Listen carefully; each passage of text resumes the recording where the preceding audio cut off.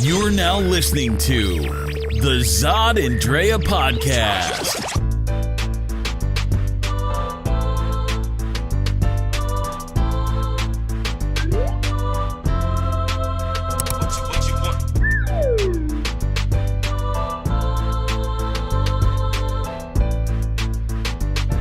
All right, welcome back to the Zod and Drea podcast. Welcome back, everybody. Thank you so much to all of our loyal listeners for always checking us out every Tuesday. Thank you. All right, thanks for showing up. And of course, we're going to have a great topic for you today that we're going to discuss a little bit later. One thing that we want to make sure we bring attention to is, I think it's on the 20-something. We're going to get back to the date on you on this, but Zod and Drea will be, actually, I will be hosting a democracy, I guess it's a program that's going to be happening over here in Phoenix, and Drea will also be in attendance, I think you are, right? For a little bit. I do have some commitments that day. Yeah, but so do I. I think it's going to be a short time, and then we're going to go on later on, but we are going to be hosting something. So we're going to post that on our Facebook page as well as over on the ZodandDrea.com website, so make sure you look for that so you can check us out. We'll also be on the flyer, so we're going to be out there for you on this. It's going to be something that's going to be really interesting that we hope that you're going to check out. Yes, come out in the community and see us. So, what are we talking about today? Oh, you're early today. Look, I'm on it. I am on it. We're going to have a big gap before we're supposed to do it. All right, so I'm going to waste a little bit of time because you did a little. Oh, did I jump too soon? You jumped too soon. It's like a minute and a half. Pretend nothing happened, everyone.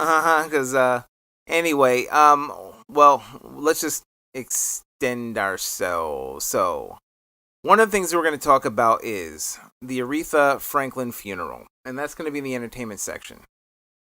And for all of those that, everyone that saw it on Friday, it was on every major news station. I don't know about Fox though, but it was on every major news station, and it was live streamed, took up all the time on these major stations all day on Friday, and it also corresponded to when they would go back and forth between her services and John McCain's. But we're going to talk in as much as we can in the 5 minutes about her funeral, because it was something that should be talked about. Right, so next we're going to be talking about relationships, which of course was Drea's birthday on September 1st. But by the time you guys hear this, it'll be a few days afterwards. But we're going to go over that a little bit because we had a really good time with that. And we'll just talk about some of the things that you can do on her birthday in case you miss out. And now, what is the topic, as we're still wasting time? Topic is corporate entities that stand up for political issues. So we're going to go in a little bit more detail about Colin Kaepernick's new Nike deal, and that's going to be a little bit interesting. Now we're back on time. Let's go underway on the Zod and Drea podcast. So let's talk about, Aretha Franklin's funeral first.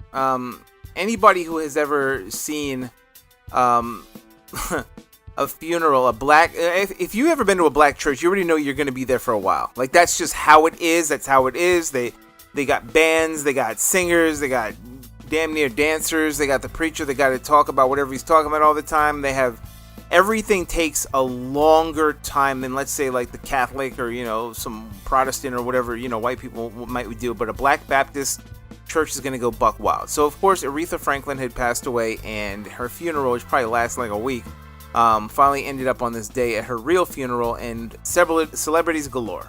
Oh, yeah, you had Stevie Wonder, yeah. You had Jesse Jackson there, you had Ariana Grande was there. Which we'll talk about. We had Fantasia that inappropriate there. Touching there. We had Fantasia there. Bill Clinton and Hillary Clinton were there. Louis Farrakhan. Shaka Khan, Louis Farrakhan. There were a lot of people that were in attendance.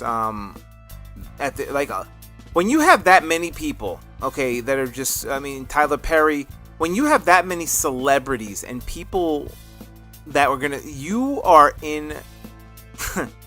you're going to be there for a while, and a while they were there. I think it was close to 9 hours. Was it 9? Yeah, I think they said it was close to 9 hours. Oh my gosh. Yeah, that's a long time. But it was like constant people. Like, you had constant people coming up on the is it altar? Is it that what you said? Is that an altar? Yeah, it's an altar, I guess. Whatever. They were at the podium, whatever. So what do you think was the most controversial, I guess you want to say? I didn't see the whole thing. There was all kinds of controversy. Now I'm looking now that Bill Clinton was blasted for sharing a stage with quote-unquote Black Hitler, Louis Farrakhan, Of course it's on Fox News, they're going to try and multiply, anything that Farrakhan has said. Nothing, not that what he didn't say about Jewish people, was good or anything. But, whatever happened that long ago, and I don't know what he's done to repent. I can understand an anger out of a community for that. But when you're gonna lambaste Bill Clinton for sharing a stage, that he was invited to, Bill Clinton wasn't there because of Adolf. Bill Clinton wasn't there because of because of Farrakhan. He was there because of Aretha Franklin. Just like why everybody was there for Aretha Franklin. Aretha invited certain people to go and speak on her behalf, and that's who she had there. So, Fox News, they hate Bill Clinton, they hate Farrakhan, so of course they're going to try and make a connection, so they're being clowns. Obviously, the Ariana Grande scandal.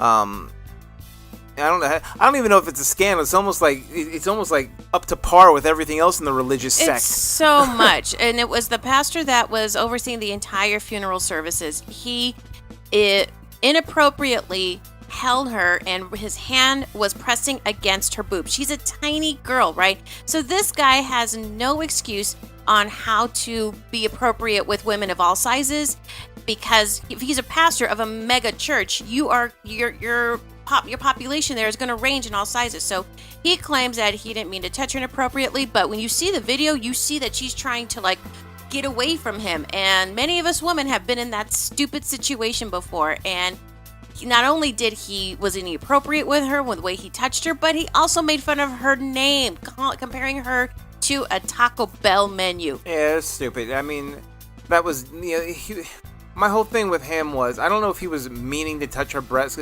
because they were saying he's touching her breast, and I was looking at it. It didn't seem like it to me. Maybe that's just me. It seemed like he was. No, he was. I've been I don't know. there When before. I say touch the breast, I don't know. I'm not gonna say what is or what's not. She's a small girl. I think that his hand was just firmly around her rib cage. But when I say firmly, I mean it's in order to get into that position, you have to have your arm wrapped around someone, and it's a position of dominance. Yes. To where she is submitting. So that's why I'm I think people were looking at the wrong thing. Not that if that was his intention, that he's like, I'm going to touch her titty.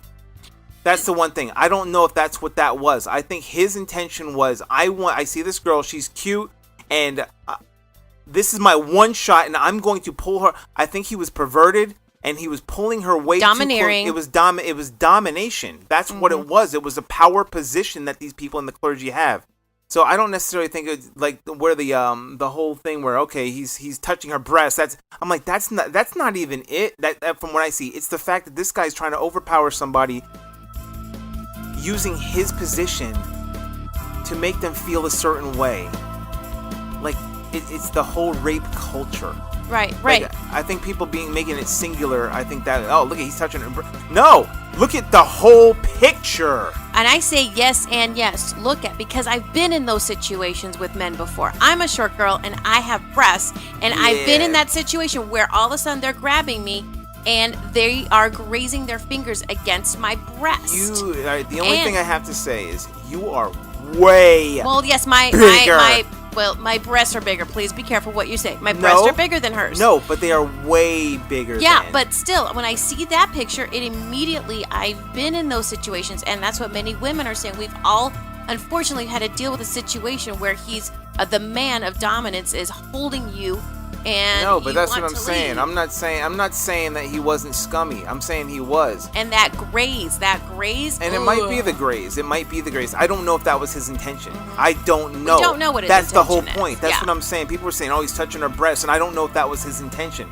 To me, his intention, I can look at this whole freaking video. Dominating her the entire time. Look, he's dominating her. He pulled her to the pulpit.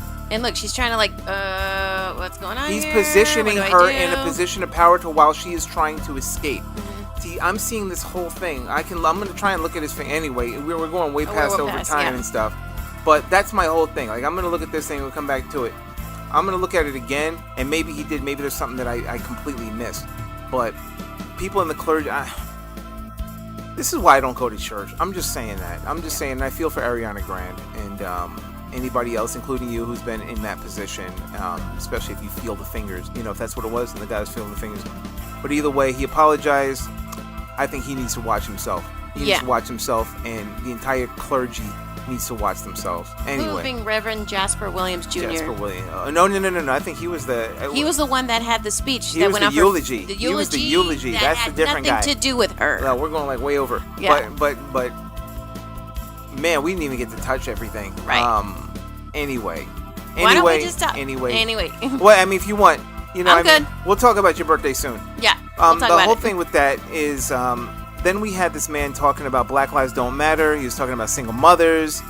Can't raise men. And quote unquote, that describe children as being in a home without a father as abortion after birth. So, of course, he was completely obliterated by black people on Twitter and everywhere else for his words. He pretty much was blaming black people for all their problems, saying that Black Lives Don't Matter. And look, I can understand a certain point of, yes, we have to love ourselves a lot more. But you're at a funeral for a woman that you didn't even discuss anything about for 50 minutes because you were busy berating black people. You know, you want to talk about not the time or the place. Like, that's more so not the time and the place to berate just because you got that. You have the bully pulpit, and you have the pulpit, and that's awesome. But when you're sitting there and you have a woman in front of you who raised sons. To insult single mothers. Yes, You and have a she single raised mother. her boys. Like, you're literally Alone. talking about somebody in front of them while they're laying dead in a gold casket, and you're discussing this. So people were not... I mean, when someone said that Stevie Wonder yelled Black Lives Matter after he said Black Lives Don't Matter, like, you know there's an issue. Yeah. You know there's an issue. But... I don't know. I just feel that funeral, the music was dope. Fantasia was great. And then people were criticizing Ariana Grande about her dress. Now, I understand that. I do understand where I they're think coming that from. you're supposed to understand that when you come in, because there is a clip, you've got to see it, of Aretha Franklin, where AJ from Access Hollywood, whatever, he was talking to her and asked her opinion about new artists. What does she think should change? She specifically was saying, well, I think that they should dress more modestly, to a point where she was like, look at this, look at what I'm wearing, you know, my dress is below my knees, you know, it's like, just dress modestly for the occasion that you're in. And, you know, for Ariana to come up to this, where your short skirt, on a stage, big deal, but I don't know, to me that was the last of the problems with that dude groping on her.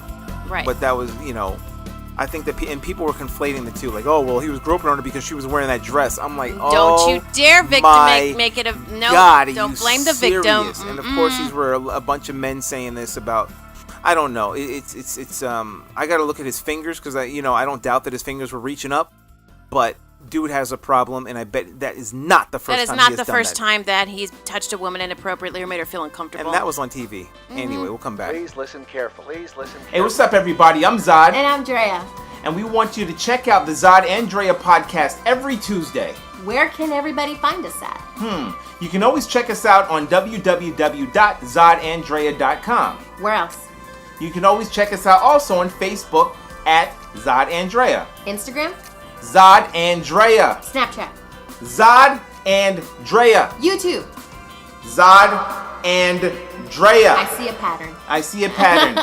So if you haven't caught that, catch us at Zod and Drea on all the social networks. But also, make sure you subscribe to the Zod and Drea podcast. Where? At zodanddrea.com. And also on YouTube and iTunes, Google Play, Stitcher, and iHeartRadio. We're coming for you. Let us know what you think. And if you want to be a guest, reach out to us. And put all of your input into whatever our topics are for the week. So we hope to check you out and see you there. Bye. All right, we're back. Ready for this? All right, so this one's going to probably take up the entire 15 minutes. So we're going to talk about corporate entities that stand up for political issues. All right, corporate entities that stand up for political issues. And of course, this came about because recently Nike had already come out for the 30th anniversary. Can you believe it's been 30 years? 30 years of Just Do It. 30 years of Just Do It. Those three simple words. And of course, Colin Kaepernick is one of the faces of this campaign for the 30. And look, this is what's you're going to get people that are going to be critics of and against. Yes, we get that. So let's talk about both of those really quick before we get into the political issues. Those who think that it's a good thing for Colin. Now, I'm for it. Me personally, I think it's a good thing because it highlights an issue and it magnifies it. With Nike going behind Colin Kaepernick's protest, like Colin Kaepernick and his protest, it's doing what the NFL is too scared to do and back up their player. It's like, you know what? This guy is bringing an issue that's very real to a bunch of people in the United States. It's very real. Police brutality, it happens many times, like 2.5 times at least to 5 times towards black people than it does whites. And it's a big issue. There should, we can even talk about, a school to prison pipeline and prison reform. There are a lot of things that are connected to this. But people will also take that and say, oh, you're disrespecting the flag and and they were trying to make talk about protests. These people were also the same people saying they were going to protest the NFL because Colin Kaepernick was doing it. You remember that? Mm-hmm. So, of course, the NFL blinked, and then they listened to Donald Trump, of all people, and said, oh, you know what? You're going to have to stand up for this. But now that's being fought. Right. Where now, they don't have to. But the whole thing was Colin Kaepernick started this, no different than John Carlos and Tommy Smith did at the 1968 Olympics, raising their fist to bring awareness. Mm-hmm. No different than Rosa Parks sitting on a bench to bring awareness. There's certain people in history that did this, and he's being crucified for it. So for Nike to take this and make him one of the campaign people, they're risking a lot of sales being lost. But if it's any indication of people who are going to boycott Starbucks and football, they won't for long. Like they won't. They'll They be just temporary. don't. They're still going to buy that jersey. They're going to buy it because they always do. And it's really good look for Cap, who's been paid since 2011 for this campaign. So I'll let you continue on. Well, and I know that from reading from those that think that this is not really supporting the true issue of why he was even protesting. You have people that are not necessarily against what he's doing, but feel that it's still not changing and still not really impacting what the issue is, and that is, again, police brutality against black people and people of color. And you've got some people that are just hating, that just not to say hating on it, but are just still like, no, that you shouldn't applaud him for this because he's still getting paid. Because I guess he was still on being not a retainer, but he was still one of Nike's athletes that they would still be on contract from 2011, right? That he was still getting proceeds, still just getting one of their monies like any other athlete, right? Mm-hmm. So, but what the point is of that people have also to combat that is that look at the money he's donated to causes. Look at all of them. Really millions of dollars that he's donated for social justice causes. Yeah, and I'm sure he's raised. I mean, he definitely, believe he donated at least $1 million of his own. But he was also donating shoes. He was donating time, clothing.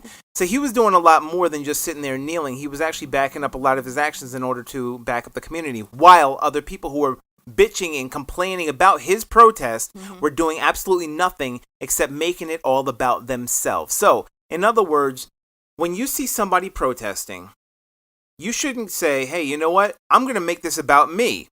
And I'm going to find something that's insulting about it. Oh, you know what? Oh, I see he's protesting. I heard what he's protesting about. But you know what? He should do it somewhere else. Mm-hmm. And he should do it in another venue. In other words, he should make me really comfortable for where I am because I don't want to be aware of whatever he's talking about. Nike took up the mantle to make sure that it was amplified because all you see on my Twitter timeline is Colin Kaepernick and also on my Facebook timeline. So, do you think Nike's going to lose money on this? Do you think they're going to lose customers? Like, do you really think it's going to make an impact? What's so ill about them is the fact that they've been doing all this stuff. They took on the Serena Williams, where they had now banned her catsuit, specifically her catsuit. And, she's like, you know what? Go ahead and ban my catsuits. I'm going to wear a tutu. And what? Oh, at the French Open, right? Yes. Mm-hmm. So I love the fact that they are backing up their athletes because they're doing something that a lot of people would have not done. Just like the All Lives Matter people, the NFL who couldn't stand up for their players who were kneeling and, discussing these issues. For so many other people where they just need somebody to have their back, and corporations are like, nah, you know what? Screw that. I'm not going to really, follow your issue. Instead, I'm going to punish the players. Mm-hmm. NFL was doing the exact opposite of what Nike did. The exact opposite. And instead of bringing awareness to that, and, for the other side of people, the other side that people are complaining about is they're like, oh, this doesn't really go to the heart of the matter. They're complaining about Nike's. They're just going to make a profit. They're just doing this for profit and all this other stuff and promotion. They're doing the which is true. It's a business. Of course they are, but they are also taking a risk, and you have to take every single battle that you can. And if there is a company that is actually finally a company that is major, that is making moves, that is on your side, that is on that side, because remember, if Nike said, you know what, we would love to have Colin Kaepernick, but we don't believe in people kneeling, people would still complain. Right. They would then complain, oh, well, Nike's not cool because Nike, where were people that weren't on Nike's side, 2 weeks ago, Right. about whatever issue that it isn't that they like. So I got to congratulate and be on the side of Nike on this one, despite, any negatives that they have, whatever it is, but I'm supportive of them because they support Kaepernick and in this campaign.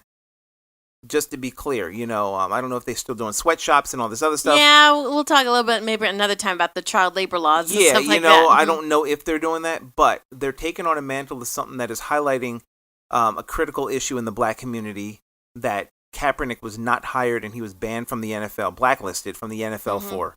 And so Nike makes the NFL's jerseys and some of their other stuff, And so it's now kind it's of going funny. to court too. Yeah, Yeah. he's going to court. Yeah, he went their day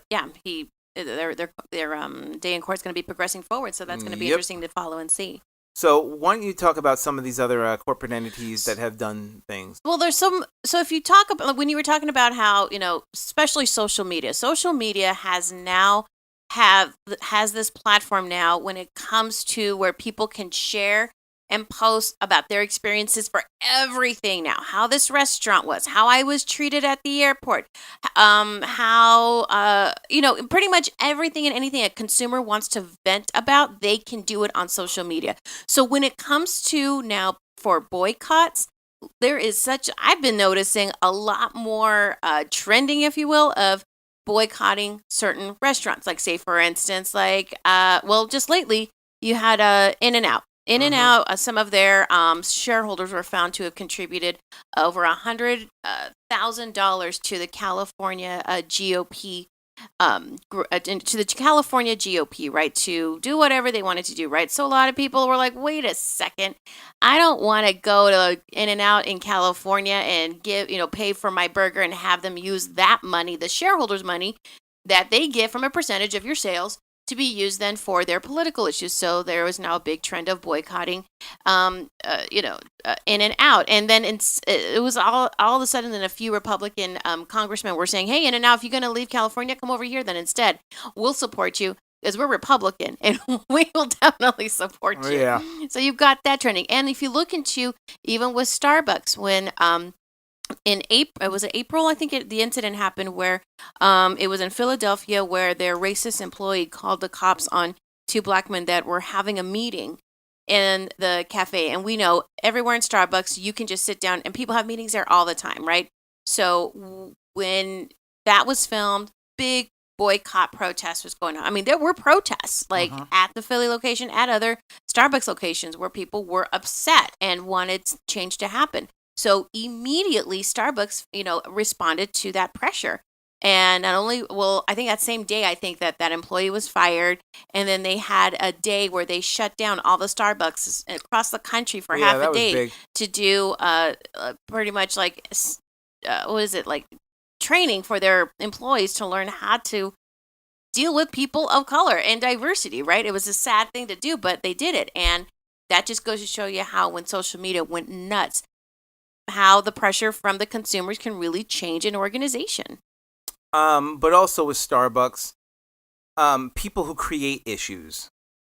There are people who like to create issues. Yeah. Starbucks has been banned 50 times. One of the times was, of course, every year. This year it's going to happen again, too, where someone's going to not like the cups during Christmas time, and they're going to want to be like, oh, you know what, I got an issue with, and they're going to sit there and ban Starbucks for, a whole 3 days or so. Oh, the sacrifice that they make. Such a sacrifice. But, in Starbucks' defense on how they treated the black men, like, they rushed into, they were doing interviews, doing everything. Now, of course, it's a corporation, so of course they're going to want to protect their brand, but they also went above and beyond what most corporations do, because a lot of corporations will, if I had to talk about a corporation that covers up an issue, let's talk about the Catholic Church while we're at it. Oh. I'll talk about them real quick.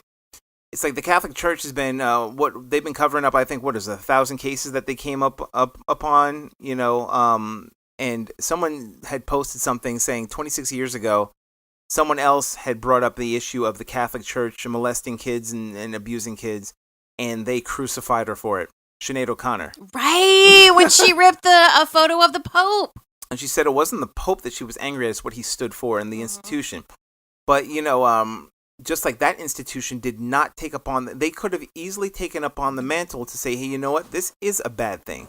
So we are going to find this issue and we're going to fight this as hard as we can across, you know, whatever.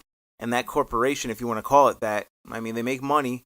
They have, what did you say that to? The Rome or the Vatican, it's its own government, right? The Vatican's its own country. The fact that, you know, they're not going to reprimand people or they come out so far in order to protect their brand. See, and that's the thing with Nike. There's some people that go out so far to protect their brand because they're too scared to jump on a social issue. Then there's this with Colin Kaepernick where they're like, you know what, we're going to roll the dice. And yeah, it's a dicey thing to do, but it's like, it's whether you like it or not, whether you're on either side of that issue, of, oh, you know what, I don't like Nike for this, and you know what, I like Nike for this, you're going to have to take a stand on whether or not it's good for the nation, if that makes any sense. It is. It's a good ploy because it magnifies, not ploy, it is a good excuse for people to be able to have a discussion. I was having a conversation online with a friend. Hello, friend, you know what I'm talking about, who said that there are two sides of the issue, of the Colin Kaepernick issue. And, you know, both sides, you know, pretty much the military people who are angry with it and also the protest. And I'm like, to me, there's only one side. Or there are two sides, but there's only one side of that issue. And the issue is a two-sided issue, meaning it's somebody kneeling in order to bring awareness to I guess, police brutality.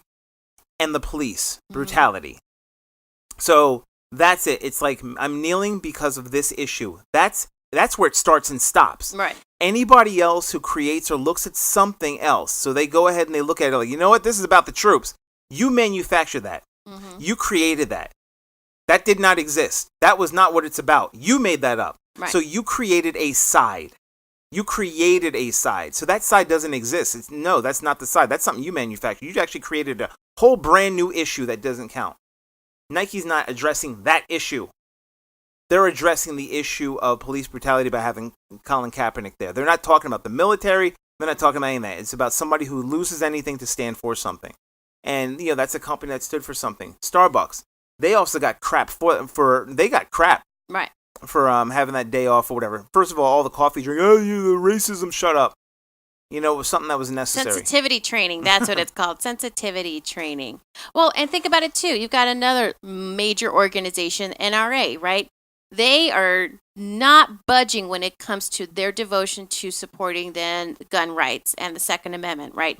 Even after the Parkland shooting. All the shootings, they will not budge, right? And even to the point where they lost sponsorship. So a lot of corporations that were giving discounts to their members bailed after the Parkland shooting. And like some of them were like Delta Airlines. I think it was Budget and Avis, the rental companies, like even like MetLife. So even when they were starting to lose big money donors, they still didn't budge. Because that's what they believe in. Because they believe in that more than human life. Right. But that's their right to do so. That's their right. That's their right to do so. They won't budge. Go ahead. They won't budge. Real quick, I know we're out of time now. Same friend I talked to, how come nobody complained when the NFL was wearing pink shoes, wearing pink for cancer research? You ever notice that? No, they won't say a thing. They didn't say anything. Nobody complained that saying that this is not the right time, this is not the right whatever. Right.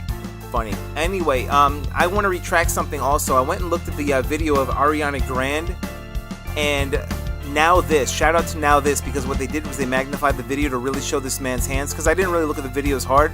This man was groping her. He was straight up under. He wasn't just groping her. He was moving his fingers up toward in the exact same motion that you were saying up under. Now, you are bigger than she is.